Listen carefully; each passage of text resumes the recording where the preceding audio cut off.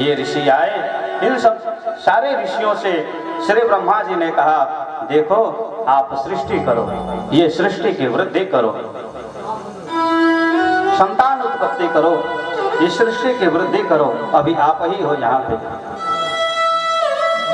सनत कुमारों ने मना कर दिया, नहीं नहीं नहीं, हमको सृष्टि नहीं करना महाराज, हम तो भगवान की सेवा करेंगे, हम तो भगवान की गुणानुवादन करेंगे, हम तो भगवान की शरणागति को प्राप्त करेंगे, हमको सृष्टि से कुछ लेना देना नहीं। ब्रह्मा जी को क्रोध आया, ब्रह्मा जी ने कहा, हमारे बातों का उल्लंघन करते हो, लेकिन करे तो करे क्या।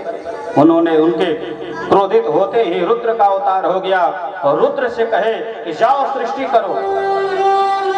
रुद्र महाराज इतना भयंकर सृष्टि किया, मानो उस सृष्टि से सारे राक्षस इत्यादि पैदा होने लगे। ब्रह्मा जी सोच रहे हैं कि ऐसी सृष्टि अगर जीवन में रही तो यहाँ पर न तो मानव रहेंगे, न तो कोई और रहेगा, न तो भगवान का गुणगान रहेगा। ऐसे ऐसे सृष्टि से कोई तात्पर्य नहीं, इसका कोई मतलब नहीं। पुनः श्री ब्रह्मा के अंग प्रत्यंग से सारे ऋषि निकले। मरीचि न्यत्यंगिरिषु पुलस्त्यः पुलः क्रतुः भृगुर्वसिष्ठ दक्षश्च दशयस्तत्र नारदः। अंग प्रत्यंग से महाराज मरीचि निकले, कश्यप के पिता मरीचि, अत्रि निकले, अंगिरा निकले, हाँ पुलस्त्य से निकले, पुला निकले, कतु निकले, भृगु निकले, वशिष्ठ निकले, और 10वें में हमारे श्री नारद जी महाराज जंघे से, ब्रह्मा जी के जंघे से हमारे श्री नारद जी महाराज निकले। बोलिए श्री भक्तवत्सल भगवान की। सृष्टि का उपार्जन हुआ, लेकिन सृष्टि अभी भी नहीं बढ़ रही है। ब्रह्मा जी ने सोचा क्या करूं अब। ब्रह्मा जी महाराज पुनः ध्यान किए, और यहाँ पे एक मिथ्या कथा आती है कि मैथुनी क्रिया के लिए अपने पुत्री सरस्वती से ही उद्गम हुआ, जिससे वो पुनः अपने शरीर को त्याग दिए। किंतु इनका अनुभव था एक, श्री ब्रह्मा जी के दाहिने कंधे से कौन निकला? स्वयंभू मनु, जो मनु स्मृति आप सब पढ़ते हैं। मनु निकले दाहिने कंधे से और शत्रुपा निकली बाएं कंधे से। तभी से ये कहा जाता है वामांगी, जो पत्नी होती है ना वामांगी होती है, यानी कि पति के वाम अंग में बैठने की अधिकारी कब होती है? जब उसके माथे में सिंदूर लग जाता है। प्रेम से बोलो जय श्री राधे। वो पत्नी बन जाती है। उसके पहले वो जब तक विवाह का संस्कार पूर्वक कार्य होता नहीं, तब तक वह क्या होती है? कुंवारी होती है। लेकिन जब उसके माथे में विवाह संस्कार से बड़ी सुंदर, जब संस्कार द्वारा सिंदूर लग जाता है, तो वामांगी बन जाती है। जब आशीर्वाद लेना होता है तो आकर के दाहिने में होती है, नहीं तो वामांगी। ये प्रेम से बोलो जय श्री राधे। बड़ी सुंदर बात। मनु और शत्रुपा से कहे ऐसा है, मैथुनी क्रिया के द्वारा आप सृष्टि का वृद्धि करो। बोले महाराज आपने कह तो दिया सृष्टि का वृद्धि करो, किंतु पृथ्वी तो है ही नहीं है, पृथ्वी तो जल में डूबा हुआ है, और जब पृथ्वी नहीं रहेगा तो हम कहाँ जाकर के सृष्टि करेंगे महाराज? कहे ओहो ये बात है। तुरंत महाराज हमारे श्री नारद जी के नासिका से वराह निकले, और वराह देखते ही देखते इतने विशाल हो गए, और विशाल होकर के दौड़ते हुए जा रहे हैं, और समुद्र में प्रवेश करके जाकर के अपने सूढ़ों पे धारण कर लिए पृथ्वी को, और लेकर के निकलने लगे। हिरण्याक्ष आया, हिरण्याक्ष को मार दिए, हिरण्याक्ष को मार दिए, लेकिन सृष्टि को पुनः पृथ्वी को लेकर के ऊपर आए। यहाँ पे हमारे परीक्षित जी को संदेह हो गया। परीक्षित जी ने कहा महाराज ये हिरण्याक्ष कहाँ से आ गए? महाराज कृपया करके ये जो आप कथा कर रहे हैं विस्तार पूर्वक कथा श्रवण कराइए। और वराह पता है कौन है? वराह भगवान के अवतार है, श्री विष्णु भगवान के अवतार है। और वराह यानी ये जो सुअर है ना, ये इसी स्वरूप। देखिए हमारे सनातन धर्म कितना अच्छा है महाराज। हमारे सनातन धर्म में जीव जंतु से लेकर के सबकी संज्ञा दी गई है। अगर सर्प है तो वो भी देव के समान है, अगर वह श्वान है यानी कुत्ता है तो भी देव के समान है। माने सबके, काल भैरव है कुत्ता, सबकी अलग अलग संज्ञा हमारे सनातन धर्म में दी गई है। कितना महान है हमारा सनातन धर्म। प्रेम से बोलो जय श्री राधे। बोले ऐसा है राजन, आपने बड़ी सुंदर प्रश्न किया है। एक समय की बात है, सायंकालीन समय था। श्री कश्यप जी महाराज तपस्या कर रहे थे, तप में बैठे हुए थे। संध्याकालीन समय, और ब्राह्मण आप देखते होंगे जब हमारे यहाँ ब्राह्मण या कहीं अन्य जगहों पे अनुष्ठान इत्यादि कार्य होता है तो ब्राह्मण सुबह सुबह उठ करके अपने संध्या वंदन किया करते हैं। शाम के भी समय संध्या वंदन पूजा पाठ किया करते हैं। बैठ करके श्री कश्यप जी महाराज बड़ी सुंदर संध्या वंदन कर रहे थे। उसी समय दीति वहां आई, उनकी पत्नी आई। कश्यप के 13 पत्नियां दीति आई और दीति हट करने लगी। कहीं हे मेरे स्वामी, मैं इस समय चाहती हूँ संतान उत्पत्ति करने की इच्छा प्राप्त चाहती हूँ, कृपया करके आप मेरे साथ चलें। कश्यप जी समझा रहे हैं, देखो देवी सायंकालीन समय है और सायंकालीन के समय ये रति क्रिया अच्छा नहीं होता। क्यों? क्योंकि इस समय रुद्र का समय है।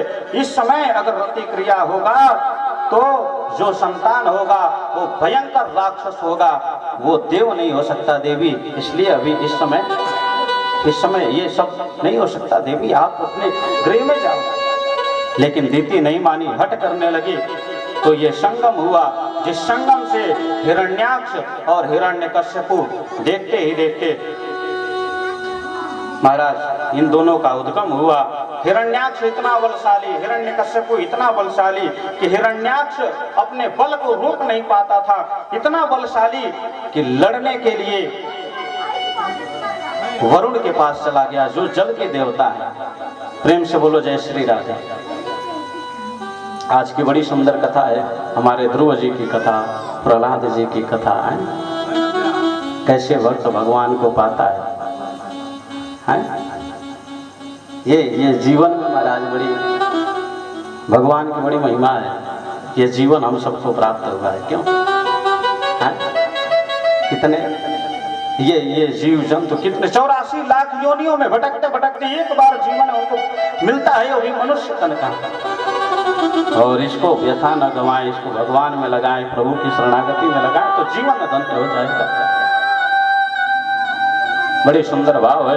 हिरण्याक्ष जाके वरुण के सामने कह रहा है, मुझसे युद्ध करो, मुझसे युद्ध करो, ललकारा। लेकिन वरुण कह दिए, नहीं, मैं इस समय युद्ध नहीं कर सकता। ऐसा है, तुम्हारे इतना बलशाली से युद्ध करने वाला एक ही हो सकता है, वो मेरे प्रभु हैं। वराह स्वरूप इस समय पृथ्वी को धारण करके समुद्र के बीच से निकल रहे हैं। जाओ, अगर युद्ध करना है तो उनसे जाकर के युद्ध करो, उनसे लड़ो। अगर लड़ना है तो जाकर के परमात्मा से लड़ो, वही तुम्हारे हर प्रश्नों का उत्तर दे सकते हैं, तुमसे युद्ध कर सकते हैं। जाओ। वहां से गया, बीच में नारद जी मिले। नारद जी से मिला, कहा हमारे भुजाएं फड़क रहे हैं, मैं युद्ध करना चाह रहा हूं। नारद जी भी संकेत किए, समुद्र में सीधे प्रवेश किया। और जब ही समुद्र में प्रवेश कर रहा है, श्री वराह भगवान सूंड पे धारण करके पृथ्वी को लेकर के आ रहे हैं। इधर महाराज हिरण्याक्ष देखा, बोला, हे वराह, पहले अगर पृथ्वी को बचाना है तो पहले मुझसे युद्ध करना पड़ेगा। अगर युद्ध करोगे तब इस पृथ्वी को लेकर के जाना, नहीं तो जाना नहीं। बातों को सुनने के बाद भगवान सोचे, अच्छा तू युद्ध करना चाहता हमसे, इधर महाराज सारे देवी देवता आकाश मार्ग में खड़े होकर के इस युद्ध की परिकल्पना कर रहे थे कि अरे ये हिरण्याक्ष इतना बलशाली है कि भगवान से लड़ने के लिए चला गया, देखते हैं होता है क्या। भगवान और वराह में युद्ध प्रारंभ हो गया, और जब युद्ध प्रारंभ हो गया दोनों में द्वंद युद्ध होने लगा। कभी वराह को हिरण्याक्ष मारना, कभी हिरण्याक्ष को वराह भगवान मारते, इतना दोनों में द्वंद युद्ध होने लगा। तो युद्ध होते होते भगवान जब ही पादुका का प्रहार किए, जाकर के हिरण्याक्ष दूरी पे गिरा और गिरते ही उसका प्राणांत हो गया। बोलिए श्री वराह भगवान की जय, श्री ठाकुर जी महाराज की जय। इस प्रकार हिरण्याक्ष का उद्गम, हिरण्याक्ष मारा गया, आकाश मार्ग से पुष्प वृष्टि होने लगी, भगवान की नमामि नमामि नमामि नमामि होने लगा, और भगवान पुनः पृथ्वी को लेकर के आए और स्थापित कर दिए। ये जो पृथ्वी है ना, ये समुद्र के ऊपर ही है, मानी जल के ऊपर पृथ्वी है। तो पृथ्वी को विराजमान कराए। इधर हमारे श्री ब्रह्मा जी मनु और शत्रुपा को कहे ऐसा है जाकर के अब सृष्टि करो, सृष्टि की वृद्धि करो। ये लोग आए और आने के बाद बड़ी सुंदर अपने महल अटरिया को बना करके सृष्टि का वृद्धि प्रारंभ हुआ। स्वयंभू मनु से और शत्रुपा से 3 कन्या और 2 पुत्र प्राप्त हुए। कौन कौन महाराज? आकुति देवहूतिश्च, आकुति देवहूति और प्रसूति, ये 3 पुत्री हुई और 2 पुत्र हुए। किससे? मनु और शत्रुपा से, उत्तानपाद और प्रियव्रत। बड़ी सुंदर कथा है। आकुति देवहूति, आकुति का विवाह हुआ रुचि के साथ, और देवहूति का विवाह हुआ हमारे कर्दम ऋषि के साथ। कर्दम ऋषि महाराज क्या सुंदर वेशधारी, संत का वेशधारी, 10,000 वर्षों तक तपस्या करने के बाद भगवान प्रसन्न हुए और कहे कर्दम अगर कुछ चाहते हो तो विवाह करो जीवन में और सृष्टि की वृद्धि करो। कर्दम स्वीकार किए और देवहूति से सुंदर विवाह हुआ, जिनसे 9 कन्याएं और एक भगवान स्वयं उनके जीवन में कपिल का अवतार लेकर के आए। बोलिए श्री कपिल देव भगवान की जय। कपिल भगवान का स्वरूप धारण करके आए और माता को सांख्य योग का बड़ी सुंदर परामर्श दे करके माता जल में प्रवाहित होकर के, और माता का उद्धार हो गया, माता मोक्ष प्रदायिनी भई। आज भी कपिल देव जी महाराज का सांख्य योग इत्यादि भक्ति की आराधना चलती रहती है। प्रेम से बोलो जय श्री राधे। आकुति देवहूति, बची प्रसूति। प्रसूति का विवाह दक्ष के साथ हुआ। दक्ष भी तो ब्रह्मा जी के पुत्र ही हैं। दक्ष के साथ प्रसूति का विवाह हुआ, और प्रसूति की कन्या सती, सती का विवाह महादेव भोलेनाथ के साथ हुआ। महाराज एक समय की बात है, ये दक्ष प्रजापति के यहाँ यानी सती के पिता के यहाँ यज्ञ हो रहा था, यज्ञ करवा रहा था। और यज्ञ करवा रहा था, सारे देवी देवता सबको आमंत्रित किया था, किंतु हमारे भोलेनाथ को आमंत्रित नहीं किया था। ना तो निमंत्रण दिया था, ना तो आमंत्रण दिया था, कुछ भी नहीं किया था। आमंत्रणम निमंत्रणम च, व्याकरण में बड़ी सुंदर ये शब्द है। आमंत्रण और निमंत्रण समास कहा गया है। आमंत्रण यानी स्वयं जाकर के किसी की तरफ, अपने बंधु बांधवों के दरवाजे पे जाकर के हाथ जोड़ करके कहते हैं मेरे यहाँ विवाह है, मान्यवर आप मेरे यहाँ पधारे, तो ये आमंत्रण हो गया। माने हम जाकर के उनको बुलाते हैं। निमंत्रण हम कार्ड भिजवा देते हैं, कार्ड भिजवा दिए भैया आना है तो यह हो, नहीं तो जय गोविंद तोरी ऊपर बा, प्रेम से बोला जय श्री राधे। आमंत्रणम निमंत्रणम से क्या भाव। सबको आमंत्रित किए निमंत्रित किए किंतु इनको नहीं पूछे। देवी देख रही है आकाश मार्ग से विमान जा रहा है। देवी आकर के कहीं भगवान भोलेनाथ से, अरे देखिए ना, हाई देख रहे हैं ऊपरा से बड़ी विमान जाता है। कहाँ? हमारी बाबूजी के यहाँ। प्रेम से बोली जय श्री राधे। हमारे पिताजी के यहाँ विमान जा रहा है, सारे देवी देव सब लोग जा रहे हैं, क्या यज्ञ हो रहा है। ऐसा है महाराज, मैं भी जाना चाहती हूँ। भोलेनाथ ने कहा, देवी आज तक एक बात हम आपसे छुपा करके रखे थे, और ये बात ये है, एक समय था बहुत बड़ी सभा हुई, जिस सभा में ब्रह्मा विष्णु और स्वयं मैं भी उपस्थित था, सारे देव वहां उपस्थित थे। और उस उपस्थित सभा में जब ही राजा दक्ष प्रवेश किया, सारे देवी देवता उठ करके खड़े हो गए, किंतु ब्रह्मा नहीं उठे, विष्णु नहीं उठे। मैं महादेव, देवों के देव महादेव, मैं कैसे उठता देवी, मैं भी बैठा रहा। दक्ष को क्रोध आया, सोचा ब्रह्मा नहीं उठे, मेरे पिता हैं, कोई बात नहीं। विष्णु नहीं उठे, मैं उनकी शरणागति को मानता हूं, मेरे प्रभु नहीं उठे, कोई बात नहीं। किंतु ये जो महादेव है, ये तो मेरा दामाद ठहरा, ये क्यों नहीं उठा।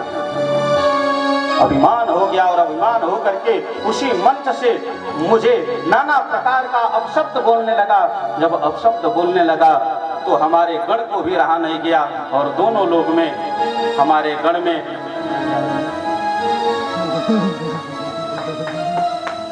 बोलिए श्री भक्त वत्सल भगवान की जय।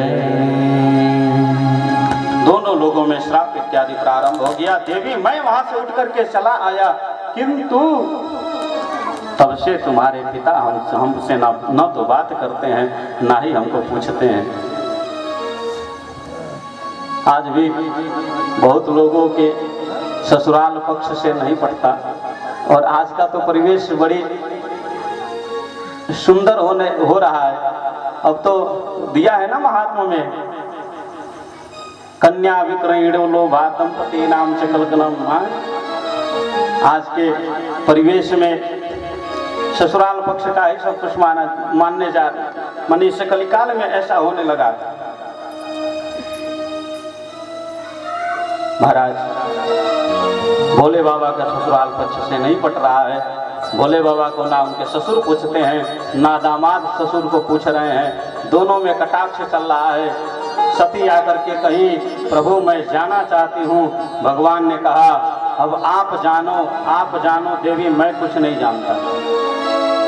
आप जानो, हमको नहीं निमंत्रण दिए, हमको नहीं आमंत्रित किए, मैं नहीं जाऊंगा। आप जानो, आप बेटी हो।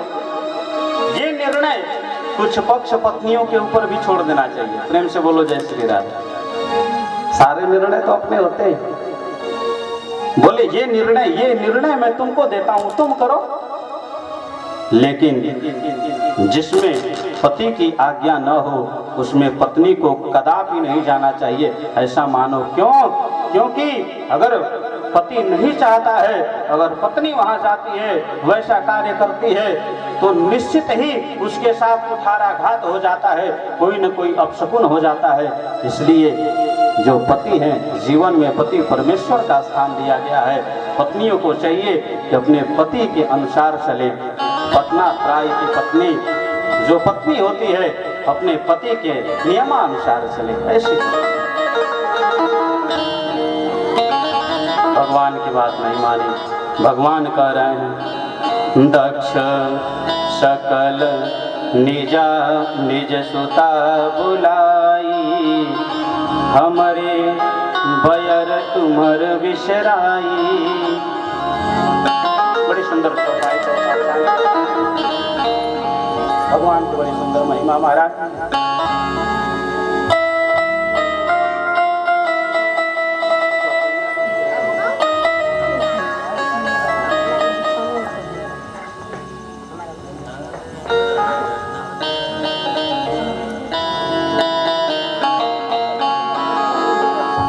दक्ष सकल निज सुता बुलाए, दक्ष सकल सुता बुलाए। हमरे बायर तुम्हु बिसराई, हमरे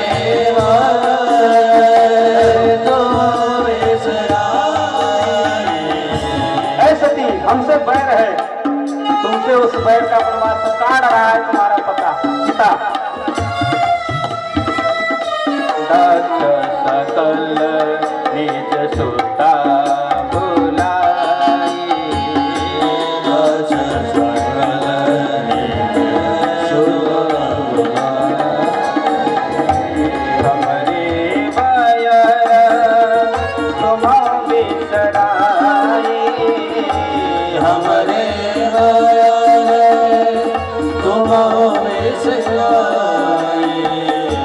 जो बिनु बोले जाऊं भवानी, जो बिनु बोले जाऊं भवानी। रही नसीन सने हो न तानी,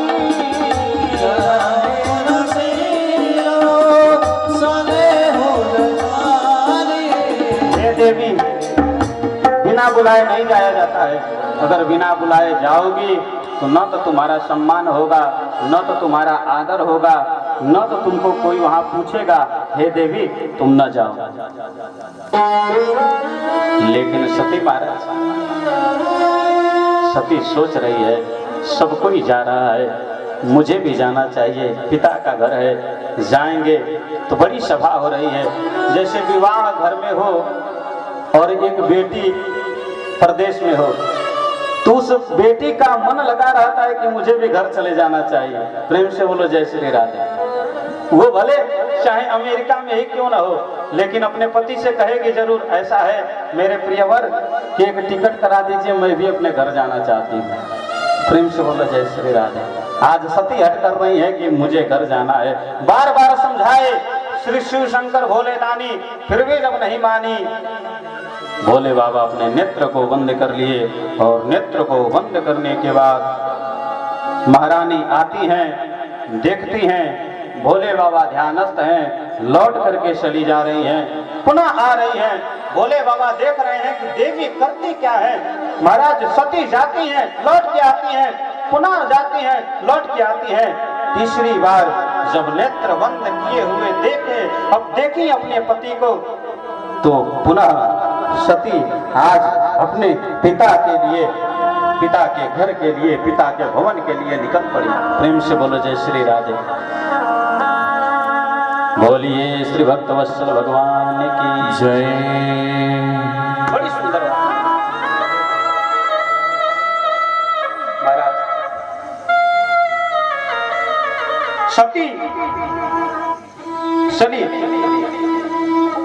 सती चल दी पिता के घर। पिता के घर गई, देवी पिता के महलों में प्रवेश कर रही हैं। अंदर गई, प्रवेश की, अंदर गई, दक्ष का नजर पड़ा। दक्ष देखे तो लेकिन बोले नहीं।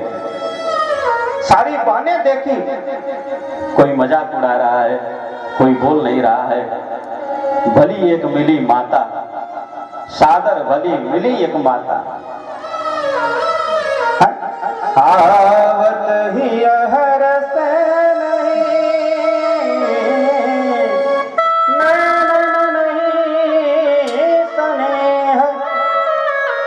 तुलसी तान जाइए, चाहे कंचन वर्ष करे।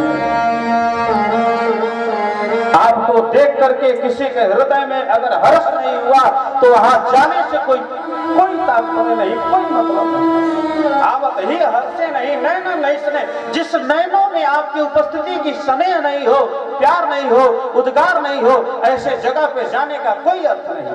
प्रेम से बोलो जय श्री राम। ऐसे जगह पे जाइए जहां आपका सम्मान निहित हो, आपको पूछने वाले हो, आपका सम्मान करने वाले हो, आपसे प्रेम करने वाले हो, ऐसे जगहों पे जाइए। लाख किसी के पास धन हो जाए मेरे प्यारे, उस धन का भोग वही करेगा जो उसका स्वामी होगा। उस धन का भोग वह नहीं करेगा जो एक गरीब घर से जाएगा। हाँ? अपनी व्यवस्था को अपने तक लेके चले। प्रेम से बोलो जय श्री राधे। बड़े महल अटारी हैं उनके हमारे तो नहीं ना है, मेरे जो है मैं उसी में खुश हूँ। प्रेम से बोलो जय श्री राधे। बड़ी संतोष है हो जीवन में, अगर आप अपने व्यवस्थाओं के अंदर सुदृढ़ रूप से लेकर के चल रहे हैं। उस गरीबी में इतनी संतोष है महाराज की पूछिए मत। परम संतोष का अनुभव प्राप्त होता है, परम संतोष। आज धन होगा तो सबसे द्वेष होगा, किंतु जब धन नहीं है तो सबसे प्रेम है। और जीवन में कुंती ने क्या मांगा? विपत्ति मांगा, दुख मांगा। क्यों? क्योंकि दुख में हमारे श्री परमात्मा साथ होते हैं और सुख में परमात्मा साथ नहीं होते। प्रेम से बोलो श्री भक्त वत्सल भगवान। आज किसी के अंदर स्नेह नहीं है, सती को सबने देखा, किंतु प्रेम नहीं है किसी के अंदर। एक बहना बोली, ऐसा है सती तुम चली तो आई, तुम्हारे पति क्यों नहीं आए? देखिए कैसे उनका उलाहना कर रही है, तुम्हारे पति क्यों नहीं तुम्हारे साथ आए? ओहो, लग रहा है पिताश्री तुम्हारे पति को छोड़ दिए, निमंत्रण नहीं दिए। बता रहे थे हम लोगों से, मजाक उड़ा रहे। हेलो माता मेरी माता ने बड़ी सुंदर सती से पूछी, हे सती तुम आई हो, तुम्हारा स्वागत है, मेरे हृदय से लग जाओ मेरी बेटी। क्योंकि माँ का जो दिल होता है वो निर्मल होता है, कोमल होता है। वो या तो माता की पुत्री हो या पुत्र हो, सबसे एक स्नेह होता है, एक प्यार होता है, माता का दिल उद्गार होता है। इसलिए माँ वो जननी है जिसकी सराहना के सिर नहीं की जा सकती। माँ वो जननी है महाराज, पूरा जीवन अपना लगा देती है अपने पुत्र, अपने पति, अपने घर द्वार के लिए। कोई ऐसा मिलेगा क्या कि जाओ नौकर ढूंढो, वो भी 5-10 हजार रुपया लेगा और समय से आपको कुछ भी नहीं करके देगा। लेकिन ये हमारी संस्कृति, हमारे भारतवर्ष, हमारी ये सनातन धर्म कितना सुंदर है कि वो पत्नी, वो माँ पूरे जीवन त्याग देती है अपने बच्चे और अपने पति के लिए। हाँ, ऐसी माँ महाराज, बड़ी सुंदर बात। सती माता घूम रही है चारों तरफ, लेकिन जब कोई बहुत वो नहीं करता, यहाँ तक कि जब ही दक्ष की तरफ बढ़ी, दक्ष ने देखा सती को, दक्ष कह रहे हैं, अरे ये शंकर की ये परम स्नेही जो हमारी पुत्री है पता नहीं कहाँ से चली आई। मैं तो निमंत्रण भी नहीं दिया था, मैं तो आमंत्रण भी नहीं दिया था, परंतु ये पता नहीं कहाँ से चली आई। चलो आ गई हो तो कोई बात नहीं। देखिए जीवन में पत्नी, जो पतिव्रता पत्नी है महाराज, उस पत्नी के सामने अगर कोई पति की बुराई करता है तो उसको सहन नहीं होगा। वो चाहे पत्नी कैसी भी हो, अगर अपने पति को मानती है तो अपनी पति की बुराई कभी सहन नहीं कर सकती। सती सोची, हमारे स्वामी का बुराई, हमारे प्रियवर का बुराई, हमारे प्रियवर का बुराई ये कर रहे हैं ना, ना, ना। ऐसे यज्ञ में, ऐसे पिता के सामने कोई अधिकार नहीं मुझे रहने का। मैं न आई होती, बार बार मेरे पति मुझे मना कर रहे थे कि हे देवी तू न जा, तू न जा, तू न जा, लेकिन मैं उनके हर बातों को टालते हुए यहाँ तक आई। लेकिन आज मेरे ही पिता मेरे उड़ाना कर रहे हैं। और महाराज एक बात बताऊं, भगवान की निंदा जीवन में कभी इस कर्ण से सुनाई दे दे तो वहां राम राम करना चाहिए, क्योंकि भगवान की निंदा न तो करनी चाहिए न तो सुननी चाहिए। हरि हर निंदा सुन लीजे कान्हा, हरि हर निंदा सुन लीजे कान्हा, हरि हर निंदा सुन लीजे कान्हा, हरि हर निंदा सुन लीजे कान्हा। होई पाप को घात समाना,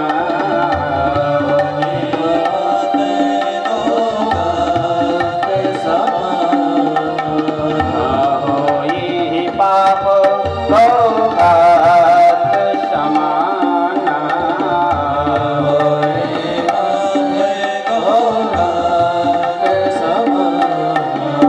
यद्यपि जगदारुण दुख नाना। पहले हरिहर की निंदा यानी अपने प्रभु की निंदा सुनी, सहन नहीं हुआ। क्यों? जो हरिहर हमारे परमात्मा की निंदा सुनता है, निंदा करता है, उसको गौ घात यानी एक गौ माता को हत्या करने का पाप तुरंत लग जाता है। ये कोई जानता नहीं, तुरंत गौ घात का पाप लगता है। ये हमारा मानस कह रहा है, हमारा शास्त्र कह रहा है, हम अपने तरफ से नहीं कुछ कह रहे। सती को दुख हुआ, सती सोची ऐसे यज्ञ में, जिस यज्ञ में सिर्फ दुख ही दुख भरा है, ऐसे यज्ञ में मैं क्या करूं? हाँ, यज्ञपि यज्ञ दारुण दुख नाना, यद्यपि यज्ञ दारुण दुख नाना, यज्ञपि यज्ञ दारुण दुख नाना, यद्यपि यज्ञ दारुण दुख नाना, सबसे कठिन जाति अपमाना, सबसे कठिन जाति अपमाना, सबसे कठिन जाति अपमाना, सबसे कठिन जाति अपमाना। जय सिया राम, जय जय सिया राम, जय सिया राम, जय सिया राम, जय जय सिया राम, जय सिया राम, जय जय सिया राम। बोलिए श्री भक्तवत्सल भगवान की जय। महाराज सती अपने पति का अपमान सुनी, अपने प्रभु का अपमान सुनी, पति परमेश्वराय नमो नमः, अपने पति का अपमान सुनी, रहा नहीं गया। पिता के सामने खड़ी भई और पिता से कह रही है सती, सुनहु सभासद सकल मुनिंदा, सुनहु सभासद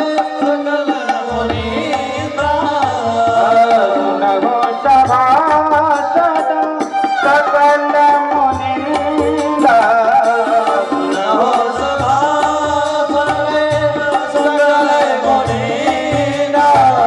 कहीं सुन देना शंकर निंदा, कहीं सुन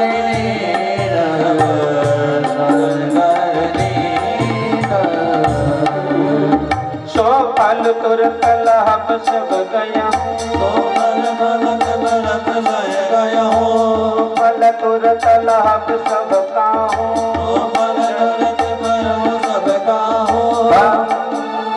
भली भांति पछतावत काहू, भली भांत पछतावत काहू।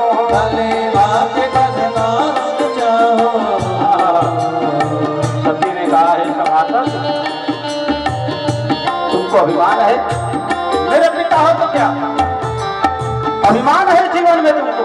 भगवान की तुम निंदा कर रहे हो, जो महादेव है उसके सामने सब कुछ व्यर्थ है। तुम तुम उसकी अपमान कर रहे हो, मेरे स्वामी का अभिमान कर रहे हो, तुम अपमान कर रहे हो। ये मैं नहीं सहन कर सकती।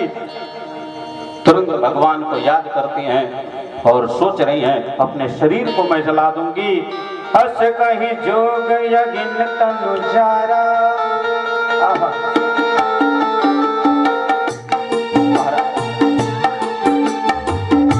यज्ञ के पास खड़ी हो गई। खड़ी होने के बाद भगवान की सुमिरन कर रही हैं, हे मेरे प्रभु, हे मेरे स्वामी, हे मेरे भोले दानी, आप मना किए मैं चली आई, गलती मेरी है, लेकिन अब मेरी एक उपकार सुन लो, मेरी एक पुकार सुन लो। हाँ, कह रही हैं आपसे ये नाता जो है ना मेरा, मेरे स्वामी भोले दानी, ये जीवन में कभी छूटेगा नहीं। सनातन धर्म में कहा जाता है 7 जन्मों तक ये रिश्ता बधा रहे, ऐसे हमारे शास्त्र, ऐसे विवाह में उद्गम दिलाया जाता है, 7 वचन दिलाए जाते हैं, ताकि ये जो जीवन है इसी जीवन तक नहीं, 7 जन्मों तक एक नाता बना रहे पति पत्नी का, ये शिक्षा दी जाती है। महाराज सती कह रही हैं,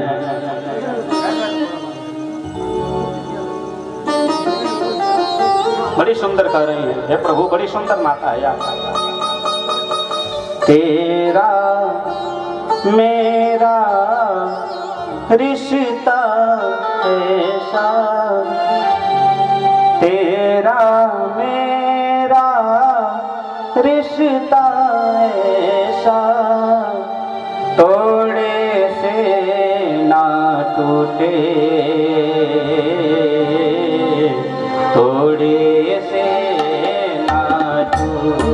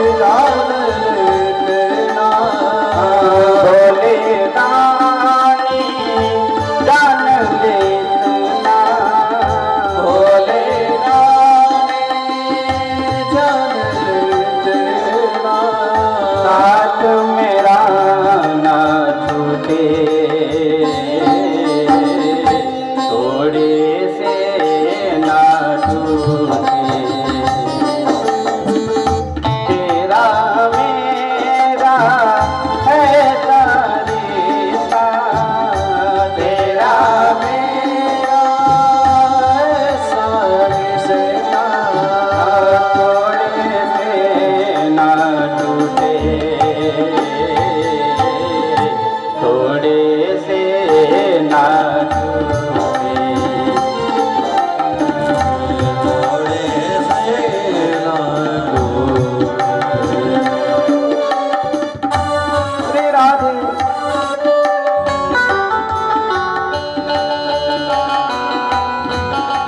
क्या सुंदर भाव हमारा। बीच सभा में हाथ जोड़ करके खड़ी है, स्तुति कर रही है हो भगवान की। हे मेरे प्रभु, ये जीवन का रिश्ता है, नाता सब कुछ भूल जाना, लेकिन ये छूटेगा नहीं मेरे प्रभु।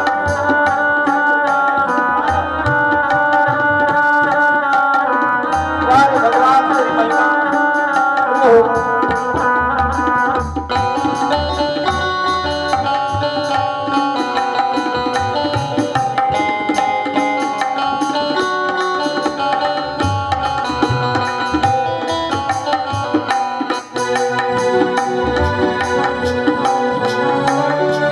जय हो।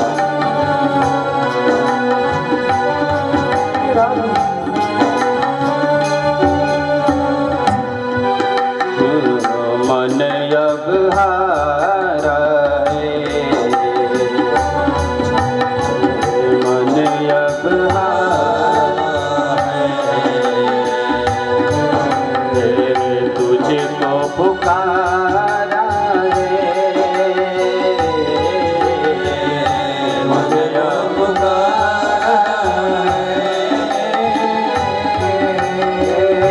देर न हो अब जल्दी आना, देर न हो अब जल्दी मैं हूँ तेरे भरोसे, साथ मेरा ना छूटे, तेरा मेरा रिश्ता ऐसा, तेरा मेरा रिश्ता ऐसा, तेरा मेरा रिश्ता ऐसा, मेरा मेरा रिश्ता ऐसा, थोड़े से ना टूटे, थोड़े से ना थोड़े से ना टूटे।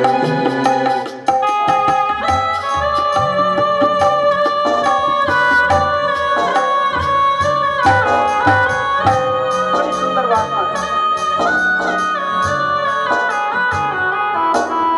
भगवान को स्मरण करने लगी, भगवान को याद करने लगी, और याद करते करते एक बार दक्ष के तरफ देखी, मानो नेत्र ओझल हो गया और नेत्रों में लालिमा छा गई, क्रोधायमान हो गई, और क्रोधायमान होकर के हाथ जोड़ करके श्री परमात्मा अपने प्रभु को याद कर रही हैं, पति परमेश्वर को याद कर रही हैं, और याद करते करते मानो अपने शरीर को देवाग्नि से जलाना प्रारंभ कर दी।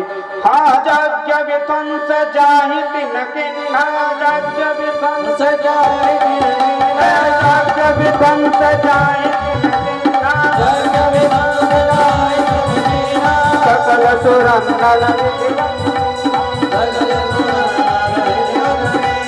सकल सुरन विधिवत फल दीना, अतुलित बल अतुलित प्रभुताई, अतुलित बल अतुलित प्रभुताई,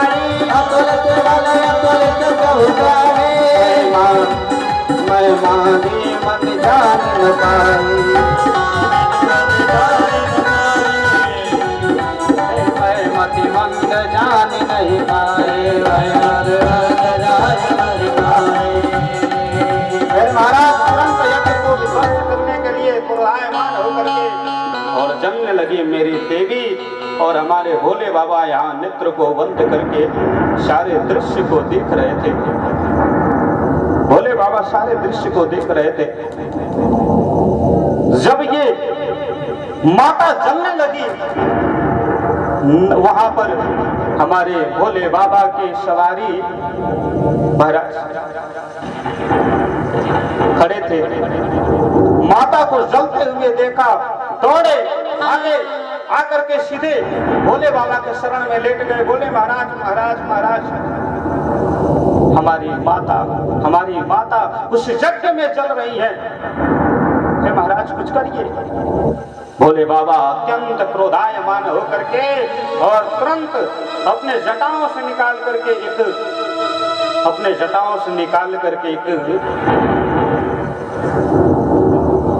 तोड़ करके अपने जटाओं से फेंका बाल, और बाल को फेंकने के बाद तुरंत वीरभद्र हो गए और वीरभद्र को आदेश दिया, जाओ जाकर के यज्ञ विध्वंस कर दो। महाराज आज दौड़े वीरभद्र, और वीरभद्र जाकर के यज्ञ विध्वंस करने के लिए चारों तरफ से क्रोधायमान होकर के मारने लगे, उखाड़ने लगे, सब कुछ, किसी की दाढ़ी उखाड़ी, किसी की मोछ उखाड़ी, किसी को मारा, किसी को कुछ किया। यहाँ तक कि जो दक्ष था, दक्ष के गला को काट दिया, और वो जो दक्ष का गला कटा वो जाकर के अग्नि के कुंड में गिरा, जिससे जल करके वो भस्म हो गया। सिर्फ धड़ बच गया हो, उसका सर नहीं रहा। प्रेम से बोलो जय श्री राम। महाराज